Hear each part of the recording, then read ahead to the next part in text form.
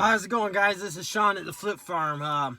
This is our 10K to 100K challenge. We're doing pretty good. We're about 18% of the way there. This is day 6, the real day 6. I think in my last video I said it was day 6, but it was actually day 5. So today we're going to talk about, like, a lot of questions I see on these eBay groups is that they're not selling stuff. I was just going to give some tips on how we sell stuff. Basically, the first tip, which took us a while to learn it, when we first started flipping stuff, we were just buying stuff, and we was like, so basically, you go on eBay, you look at the sold comps, and you're like, wow, that one had a whole bunch sold. But through the last couple months, I also found out that you gotta look at how many, they call it a sell-through rate. So how many are listed versus how many are sold. So you don't want 5,000 listed and only 1,000 sold.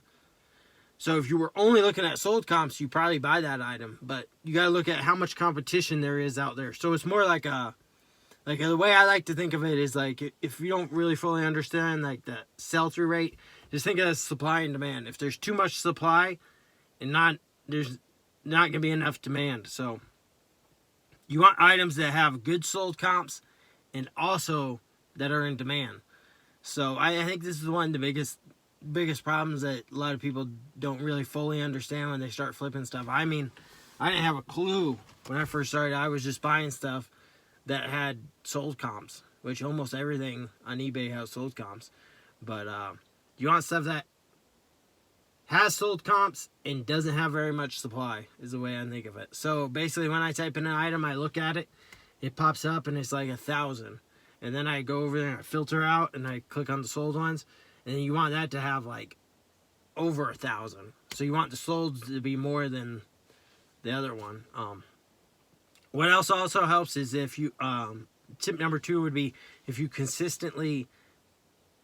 consistently list 5 to 10 items every day. We find that every time we list, we usually get like sells after that. So we don't know if there's like an algorithm, like the more you're with your page, then like the more your stuff gets boosted. But we have a lot of luck with listing in like small blocks instead of listing like 100 items and then not listing for like 2 weeks. So just figure out a system where you can like consistently list 5 to 10 every day. So the way I don't really list, my wife does most of the listing, but the way she does it is she like gets the item, cleans the item, then like preps the item, then takes pictures of the item, and then basically once she has the pictures, she can list that item whenever she wants. So basically she does all the hard work before that, and then when she has extra time, she just sits there and lists, because you can basically, as long as you have cell service, you can list from anywhere.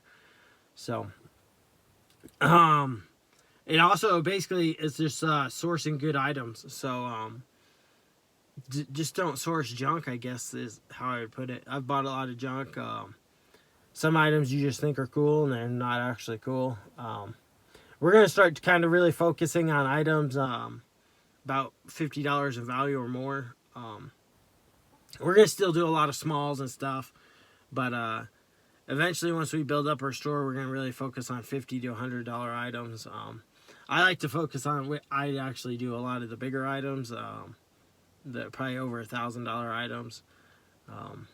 Those ones are just easier for me. I do cars, saws, you name it.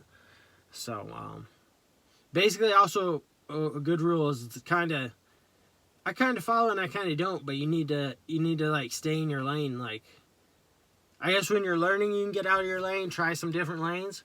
But the best sort of advice is find a lane and like really focus on that lane.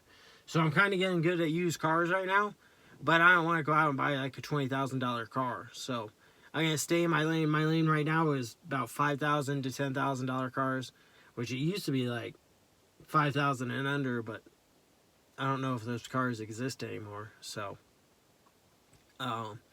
basically, yeah. So once you find that lane, just stay in there, get really good at it. So I'm going to focus on my used cars. I'm going to stay in about 10,000. Maybe once we get some capital built up, maybe like 12,000 and under, good quality used cars. Where I source them from is probably going to stay pretty consistent. I know how it works there. It's easy. They're well-maintained cars.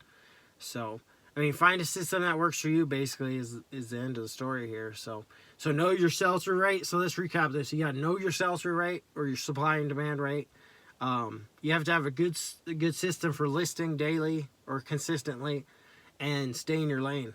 So you do all three of those things, and shoot, you'll be Osborne to Thrift making $60K in 3 months. So, by the way, we're coming for you, Osborne to Thrift. I've been watching. So, all right, guys, have a good day and keep moving forward, my friends.